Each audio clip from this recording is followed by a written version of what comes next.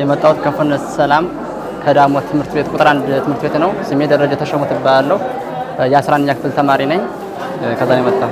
ይሄን የሰራሁት እኔ ለአርሶ አደሮች ለምሳሌ አሁን እኛ በኢትዮጵያ ስንመለከት ከ80 በላይ የሚሆነው የኢትዮጵያ ሕዝብ የሚተዳደረው በግብርና ስራ ነው። እንዲሁም ደግሞ ከ85 በላይ የሆነው የግብርና ስራ የሚሰራው በኋላ ቀር የእንጨት መሳሪያዎች ነው። ስለዚህ ያኛውን ተክቶ መስራት የሚችል ለምሳሌ እኛ ማርሻን ስንመለከት ማርሻ ከተመሰረተ በኢራቅ ውስጥ የ6000 ዓመት ታሪክ አለው። በኢትዮጵያ ውስጥ ከተመሰረተ ደግሞ የ3000 ዓመት ታሪክ አለው። ከዛ እስከ ዛሬ ድረስ ምንም አይነት ለውጥና ማሻሻያ ሳይደረግበት እስካሁን ቀጥሏል። ለምሳሌ አሁን ብዙ ቴክኖሎጂዎች ብዙ ፈጠራዎች ተሰርተው ያውቃሉ እስከ ዛሬ።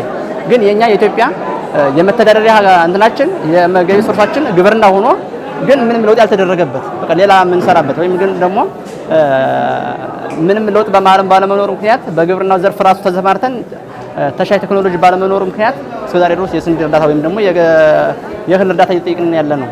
ስለዚህ ይሄ የሆነበት ምክንያት የመሬት እጥረት ኑሮ አይደለም፣ አዲስ ቴክኖሎጂ ወይም ደግሞ ባለ ብዙ ስራ አዲስ ፈጠራ ስራ ባለመኖሩ ምክንያት ነው እንጂ መሬት ለጥ ያለ መሬት እንዳለ ወይም ደግሞ መሬት ከ50% በላይ በታች የሆነ አጠቃቀም ሲስተም ነው ያለ። ስለዚህ ለማህበረሰቡ ተመጣጣኝ የሆነ ዋጋ ያለው አዲስ ቴክኖሎጂ ቢኖር ማለት ማደግ እንደሚቻል ለምሳሌ አሁን በቴክኖሎጂ ስንመለከት የኢትዮጵያ አርሶ አደር ቴክኖሎጂ የሚጠቀመው ከ80% ነው ይላል። 85% የተባለበት ምክንያት ፔስቲሳይድ ስለመጣ ነው፣ ጸረ አረም የሚለውን ነው እንጂ በግብርናው ዘርፍ አሁን ስንመለከት ማለት ማሽን በመጠቃቀም ስታይል ስንመለከት 1.5 በታች ነው የሚጠቀሙት። ይሄ ምክንያት የሆነበት ትራክተር ውድ ስለሆነ ነው። ወደ አገልግሎቷ ስንመጣ እቺ ታርሳለች፣ በቆሎና ሩያ አጀስት አድርጋ ራሷ ዲስታንስ ጠብቃ ትጥላለች። ለምሳሌ ድፍን መሬት ሲሆን የከረመ መሬት ለምሳሌ እንደ በቆሎ መሬት የተለያዩ ድፍን መሬቶች ሲሆኑ በዚህ በቡስጣቱ ማረሻ መሸንሸን መጀመሪያ የፍን መሬት መሸንሸን እንደሚቻል እዛ ደግሞ በዘር ወቅት ደግሞ በሰፊው ማረሻ ጥሎ ዘር መጣል እንደሚቻል ነው በትንሹ የሰራዋት። ስለዚህ እችኛዋን ከአንድ ወሬ ባነሰ ዋጋ ማህበረሰቡ ገዝቶ የሚጠቀምባት ነዳጅ የማትበላ ብዙ መለስተኛ የሆነች አዲስ ፈጠራ ናት ማለት ነው። ማለት ከመማረው ትምህርት ጋር ለምሳሌ አሁን እኔ ከማህበረሰቡ ችግር የተነሳ ወይም ደግሞ አለው አጠቃቀም የተነሳ አንጣር አድርጌ ነው ከትምህርቱ ጋር ኮንሲደር አድርጌችን የሰራሁት ማለት ነው ለማህበረሰቡ። ስለዚህ እኛም በመለስተኛ ዋጋ የሰራው ለማህበረሰቡ ለማቅረብ ነው ፕሮሰስ የጨረስ ማለት ነው። አሁን ማመረት ለምሳሌ አንድ ሰርች ማህበረሰቡ በቆሎ መጣያ ያላት አሁን በሰሞኑ ወቅት የበቆሎ ዘር ወቅት ነው።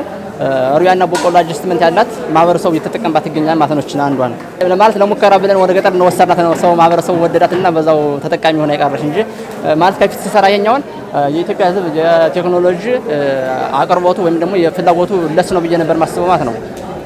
ግን አሁን በአንዱ ማርሻ እንደዚህ ብዙ ሰው በቃ ፍላጎት እንዳለው ሳይ ሞር ለመስራት ተነሳስቻለሁ እና በመጣውበት ማሽን ሁሉ ገዝቼ ማምን ለማር ነው ወሰኔ ማለት ነው። ፊዚክስ ብዙ ያገዛል። ለምሳሌ አሁን ስለ ጂር ሲስተም አለ፣ ስለ ቶርክ እንማራለን። ይሄ ስላለ ፊዚክሱ ያግዘኛል ማለት ነው። በፕራክቲካልም ስንማር ላቦራቶሪ ውስጥ ያግዘኛል። መልካም።